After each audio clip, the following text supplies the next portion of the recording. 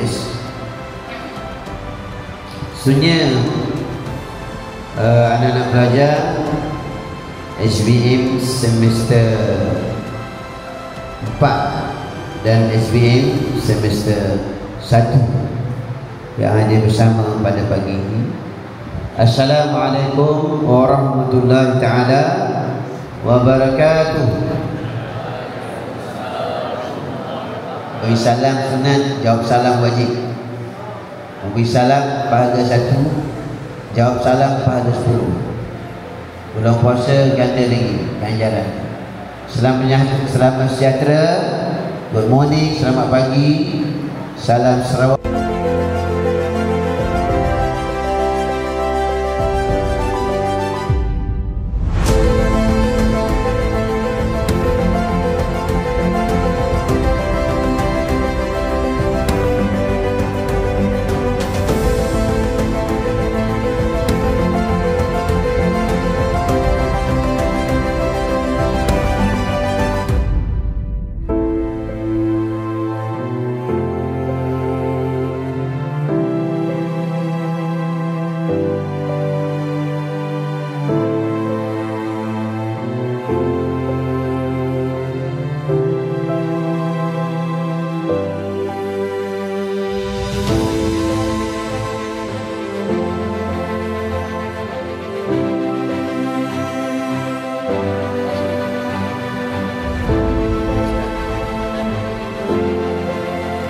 Upacara sebelum masuk ke teruskan lagi dengan bergerak.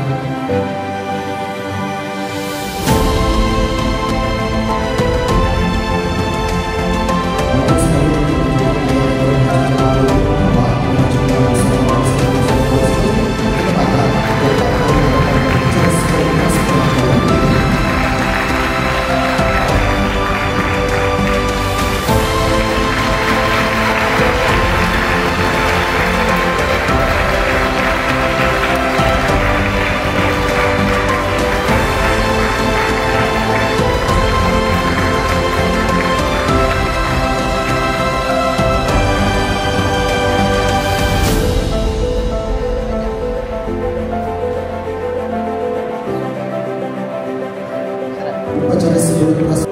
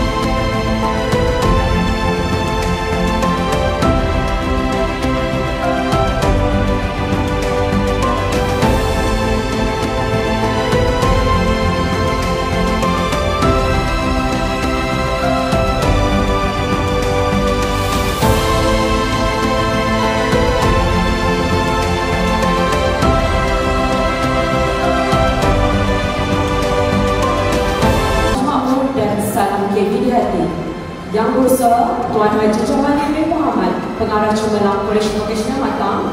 Yang Berusaha dan Regis Patrick Beli Anak Jonathan Jarrah, Timbalan Pengarah Akademik Kolej Vokasional Matang. yang berusaha Encik Sudarto menduduki. Syukur kepada Ilahi kerana dengan limpah dan kurnianya kita dapat bersama-sama berkumpul pada pagi ini di Majlis Pembubaran Majlis Perwakilan Pelajar sesi 2024-2025. Hadirin sekalian, sepanjang pelibatan mereka di dalam Majlis Perwakilan Pelajar, mereka telah menimba banyak pengalaman berharga, terutama dari segi pengurusan dan kepimpinan, yang mana tanpa mereka sedari telah banyak mengubah sikap dari seorang yang pasif kepada seorang yang aktif dan berdisiplin.